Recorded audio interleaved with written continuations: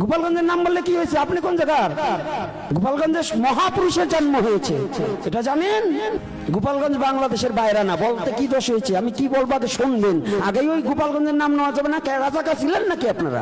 প্রভু আমার প্রণাম নেবেন, আপনার প্রতি অনেক শ্রদ্ধা এবং ভালোবাসা।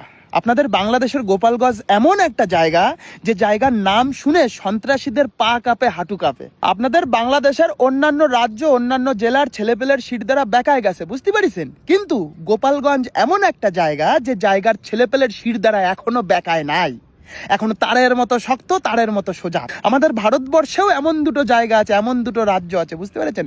সেই রাজ্য দুটোর নাম হচ্ছে, এক পাঞ্জাব, এক হচ্ছে পশ্চিমবঙ্গ। তার কারণ আমাদের ভারতবর্ষে যখন ব্রিটিশ শাসন ছিল, পাঞ্জাব এবং পশ্চিমবঙ্গেই কিন্তু সব থেকে বেশি মহাপুরুষের জন্ম হয়েছিল। নেতাজি সুভাষচন্দ্র বসু, মাস্টারদা সূর্য সেন, ভগৎ সিং, সবার নাম তো এক ভিডিওতে বলা সম্ভব না।